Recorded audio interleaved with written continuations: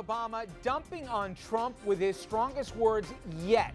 That happening as the Donald falling in the polls. Controversy after controversy. We'll try and find time in 1 hour to go through them all. Then, NYPD Commissioner Bill Bratton stepping down way ahead of when he said that he would resign. Now, we're going to discuss what's happening and what this will mean for Mayor de Blasio. And Warren Buffett, he's just the latest billionaire to support Hillary Clinton. How will this play with all the Bernie Sanders supporters she is trying to attract? Good evening, everybody, and welcome to RFL. I'm Richard French. An unbelievable day in politics, and honestly, you would think in an hour you can get to everything. It will be a challenge. We'll do our best. President Obama, he unloaded on Donald Trump today like he hasn't to this point, calling on Republicans to pull their support for their own nominee. Take a listen. If you are repeatedly having to say in very strong terms that what he has said is unacceptable, why are you still endorsing him? This isn't a situation where you have an episodic gaffe. This is daily and weekly, where they are distancing themselves from statements he's making. There has to be a point at which you say, this is not somebody I can support for President of the United States. There has to come a point at which you say, enough. Now, I will show you in this program a little bit later all the things just today in the last 24 hours that Donald Trump has done. I think to submarine his candidacy, but I'll let you be the judge. We'll get to that. But speaking about what you just heard from President Obama and about Republicans feeling uneasy, you don't have to look farther than New York for an example, and I believe he will be one of many that will soon follow. This is Congressman Richard Hanna, again, a Republican from upstate New York, agreeing with Obama and going one step further. New York Republican says he will vote not only not for Donald Trump, but he will cast his vote for Hillary Clinton. First congressional Republican saying that he'll go to that extent. CNN reporting Maria Kamela, former top aide to New Jersey Governor Chris Christie, she's now supporting Hillary Clinton. Plus, there's more bad news for the Donald. Take a look at these poll numbers. New numbers from CNN show Hillary jumping out to a 9-point lead nationally. And if you want to look as almost a canary in the coal mine, look no further than Utah, a state that has voted Republican in the last 12 presidential elections, as red as it gets. Clinton and Trump in a virtual tie there. A lot of people discounting maybe the numbers because the number of undecideds is so high and there could be a huge swing. But please, if you think it's just an outlier, look next door in Arizona. Democrats making a real play to turn that state blue, just like Utah. It has been red for decades, but it's got a growing Hispanic population, and Democrats are pouring a lot of resources into the state because internally they think Hillary can carry it. All right, I want to bring in our panel right now.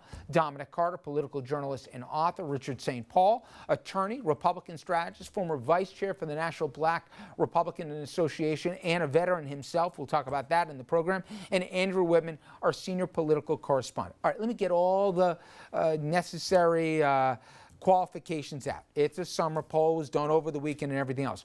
But I will take anybody's money if anybody thinks, and I haven't heard one person say today, that Trump is reeling right now. The numbers are worse. The party doesn't know where to go with him, but I don't believe Hanna will be the last Republican sitting, let alone retired, who's going to say, I'm not going down with this ship. It got bad today, guys, here. So the question is, and I'll start with you, Richard, given your role in the party, nobody really fell in love with him coming out of Cleveland. People said he's better than the alternative. How much, and you don't even have to put names to it, how much are people this afternoon saying to you, I don't know how much longer I can stay with this guy? Well, I think it's... Please don't sugarcoat it. No, but here's the difference, right? There's a lot of Republican leadership who is coming out and saying, you know, what Trump said was racist, what Trump said was wrong. You have Senator McCain. You had Paul Ryan said he made a statement that was racist. Mitch McConnell. So you have the leadership that Republican leadership that has come out, and rightfully so. When somebody's wrong, If you're a leader, you should say somebody's wrong. And let me just add one small thing. It's not just the leadership. We saw with Kelly Ayotte, who's got a tough Senate reelection, fight for herself in New Hampshire. You saw Richard Hanna, who's got to fight for himself. You have Republicans in districts that could go either way that are making the calculation, I'm better off without this guy than being aligned with You him. have senators who are in tough elections, including in Illinois, saying, I'm not aligned with Trump. But then you also have the people who decide who the Republican nominee is. And I haven't seen that, the 14 million votes more than any other Republican candidate in history. I haven't seen his supporters, the people that vote for him, splinter away from him. They very much still believe that he is better than Hillary and he will do a better job than Hillary. Okay, so but there's Andrew, a division among but Andrew, the leadership. math says things have changed, okay? And we got a little bit of a better idea as to who did support him, maybe at a Philly where that math was and where it isn't right now. College-educated whites, okay? There's a margin of plus 10% that are going for Hillary. That wasn't the case a few months ago. She had an advantage, but not like this. People are legitimately asking the question, forget about temperament and everything else. Is this person well? Is this person someone that's a qualified candidate to be president? Well, and that's what the president really spoke about today. Yeah, and not only is Trump's support beginning to erode from areas where he's done well, but now Hillary Clinton is trying to poach into areas where Trump is strong, particularly non-college educated white men, and she's pushing in on that. Look, the number of self-inflicted wounds that Donald Trump has imposed on himself is so enormous that I don't think it's particularly surprising that we're seeing Have you ever seen a lot of defections. But I mean, I've seen scandals not bring this- people down, but I've never seen something on so many levels, in so many ways, all self-induced, like the last 2 days. Not this wide and not so many happening all at once, but you're starting to see people looking out for their own self-interest, and that's what's motivating Kelly Ayotte and John McCain and Paul Ryan and Mitch McConnell. They see that they're in danger if they hitch their wagon to his star, so they're starting to distance themselves a little bit more. But Trump would be well advised to apologize to the Khan family, shut up, move on to the next thing, and at some point, Hillary Clinton's going to shoot herself in the foot. Every campaign goes through this at some point. He needs the media spotlight away from him. He just can't seem to. I mean, he's not only is It's it not his moving away from oxygen, him, though. he's putting himself in the spotlight and continuing this to his detriment at this point. I mean, he says that all press is good press. I don't think that's the case right now. My God, no, Dominic. Well, it's not good press for him. But let's keep in mind the election is 95, Yeah, 98, yeah. 98 days away. I'm not willing to write the guy off completely. Okay, I hear you that, Dominic, but I have never seen, in doing this, right, and you've Fair done enough. this for a while, Fair enough. I have never seen, literally, I wrote down today 13 different things that in the last 2 days he's done to himself. I Okay, agree. and we'll give the examples in a few minutes when I go through it because you couldn't cram everything in. If you didn't know better, I've heard people say this, that he doesn't really want to be president, he doesn't really want to win and all the rest. And I said, oh, please, this is psychobabble, get on the couch. You wouldn't do these things if you really wanted to win, or you're listening to no one. My God, I swear, if people, and I'm going to do my best to cram it all in today, if Okay, you but saw Richard, the level of But idiocy. his base finds that refreshing. Richard made an excellent point. Leadership, I'm talking about Republican leadership. With Trump, they're like, eh. Okay, but hold on, Don. You're right, leadership. No, I'm talking about the base. No, the no. base. Leadership is But politicians who want to be employed, okay? And here's what I'm talking about. I'm talking about Hanna. I'm talking about Ayotte. I'm talking about Kirk. I'm talking about people. Forget morality. Forget ethics. Forget anything. They want to have a job, okay? Right. They wouldn't have done what they did unless they said to themselves, this guy's going to get me fired. This ain't about morality. I want to agree. be employed. I agree So with they you. went out and they made sure they said, I'm not with this guy. I agree with you. But everything he's done has been unconventional. It's not. It's beyond unconventional, right? That's based on who's defining as conventional and This guy unconventional. beat 16 highly qualified individuals in a Republican presidential. Marginally qualified candidate. Better than any Democratic candidate. There was only really one Democratic candidate from the beginning, as we learned from the hacked DNC emails. Okay, Andrew. Richard, though, I hear everything you said, but here's my point. Again, you have guys doing math.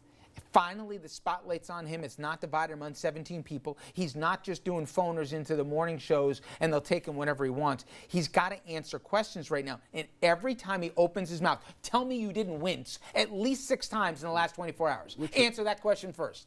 Did you grimace like, oh my God, did he just say that? There are a lot of things I don't agree with what Trump said. How about as a veteran, my friend? Look, What he said to the Khan family. Service is service, but I also don't agree about the Clinton campaign politicizing, putting the Khan family up there, and having them speak directly to Trump about that. I disagree I'm with sorry, that. did I miss something in Well, Cleveland?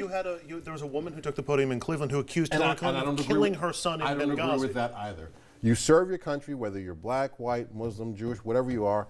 That is an honorable service, period, and it should not be questioned. Do not politicize the issue in a political campaign. You do remember, Trump is the same guy, and I'm talking to a guy who served this country, who had not 1, 2, 3, 4 deferments, I'm sorry, and he said that McCain wasn't a real hero because he was a POW. And I disagree with that. I think he was absolutely wrong in saying that. Way to go about on a limb, McCain. my friend. That, Yeah. that was a terrible thing.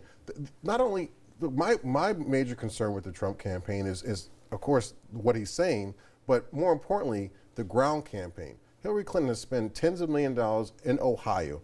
Trump needs Ohio, Pennsylvania, and Florida to win. And now he's down a couple of points to Clinton in North Carolina. And I think a lot of that has to do with the money not being raised in the ground campaign. So this is one issue, but on the bigger issue is really going to be is can Trump get a ground campaign and raise money to beat Hillary? I just want to point one more thing about the overall map, because yes, Arizona's in jeopardy, Colorado's in jeopardy for Trump, Utah may be in jeopardy, New Hampshire may be in jeopardy. still early, though. But what we don't know is things like suburban Philadelphia and Pittsburgh, or suburban Columbus, Cleveland, and Cincinnati. Areas where in the past a Democrat would do particularly well.